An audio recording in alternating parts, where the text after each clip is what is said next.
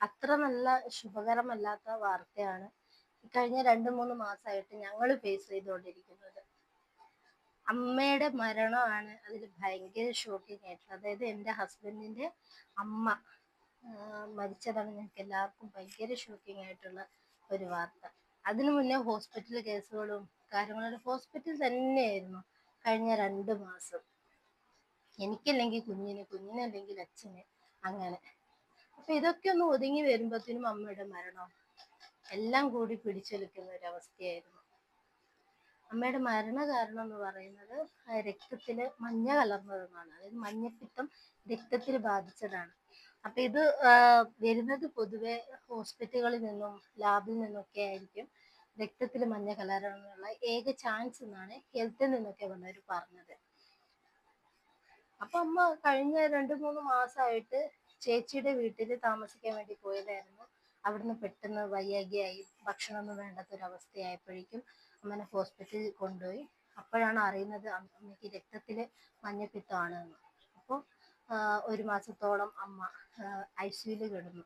പിന്നീട് വീട്ടിലേക്ക് ഒരാഴ്ച കൊണ്ടുവന്നു. ഒരാഴ്ച ആയപ്പോഴേക്കും അമ്മ നില കുറച്ച് ഗുരുതരമായിരുന്നു. ഇങ്ങോട്ട് കൊണ്ടുവരുന്ന സമയത്ത് ഒന്ന് ഓക്കെ ആയി വരികയായിരുന്നു.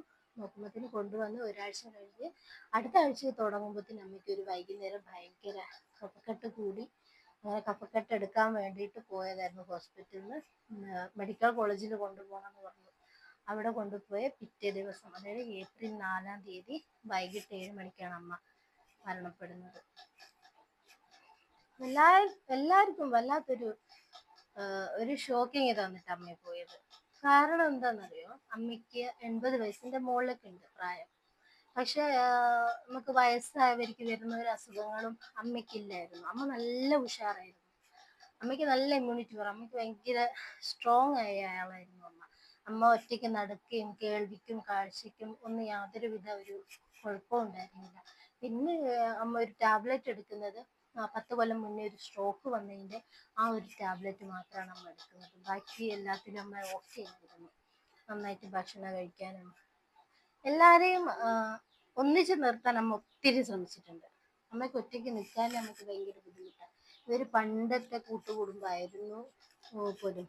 അപ്പൊ ആ ഒരു ഇതിന് അമ്മയ്ക്ക് ഒറ്റയ്ക്ക് നിൽക്കാൻ ഭയങ്കര ബുദ്ധിമുട്ടായിരുന്നു. അപ്പൊ ആരുമായിട്ട് അങ്ങനെ വഴക്കിടാൻ നിൽക്കില്ല. വഴക്കിട്ടാൽ തന്നെ പെട്ടെന്ന് അത് മറക്കുകയും ചെയ്യും. എനിക്ക് തോന്നുന്നു ഏറ്റവും കൂടുതൽ അമ്മയോട് തർക്കുത്തരം പറഞ്ഞിട്ടുള്ളത് ഞാനായിരിക്കും. പക്ഷെ അമ്മ പറഞ്ഞിട്ട് പിറ്റേന്നല്ല, ഒരു മിനിറ്റ് കഴിയേണ്ട അമ്മ പെട്ടെന്ന് വന്ന് മിണ്ടുകയും തമാശയാക്കുകയെല്ലാം ചെയ്യും. ശരിക്കും പറഞ്ഞാൽ എൻ്റെ അമ്മാമ്മേൻ്റെ ഒരു പ്രായമുണ്ട്. അപ്പൊ അതിൻ്റെതായ എല്ലാ തമാശയും ഞാൻ അമ്മയോട് കളിച്ചിട്ടുണ്ട്. അത് വല്ലാത്തൊരു ഷോക്കായിപ്പോയി എല്ലാവർക്കും. അപ്പം എൻ്റെ വീഡിയോസ് ഒക്കെ സ്ഥിരമായിട്ട് കാണുന്നവർക്ക് അറിയാം, ഞാനിപ്പോൾ 2 മാസത്തോളമായിട്ട് ആക്റ്റീവ് ആയിരുന്നില്ല. ഒരു ഇടവേള എടുക്കുകയായിരുന്നു. കാരണം ഇങ്ങനത്തെ ഒരു സിറ്റുവേഷനിലൊന്നും ഒരു വീഡിയോ എടുക്കാനോ അപ്ലോഡ് ചെയ്യാനോ പറ്റാത്ത ഒരു സിറ്റുവേഷനായിരുന്നു, ഒരവസ്ഥയിലായിരുന്നു. അതാണ് വീഡിയോസ് ഒന്നും ഇടുകയൊന്നും ചെയ്യാത്തത്. ഈ ഒരു ചെറിയ വീഡിയോ എടുക്കാൻ തന്നെ കാരണം എന്നെ വിശ്വസിക്കുന്ന, എൻ്റെ വീഡിയോസ് ഇഷ്ടപ്പെടുന്ന, ലൈക്ക് ചെയ്യുന്ന കുറച്ച് പേരുണ്ട്. ചെറിയൊരു യൂട്യൂബ് ഫാമിലി എനിക്കുണ്ട്. അവരറിയാൻ വേണ്ടിയിട്ടാണ് ഈ ഒരു ചെറിയ വീഡിയോ എടുക്കുന്നത്. Thank you.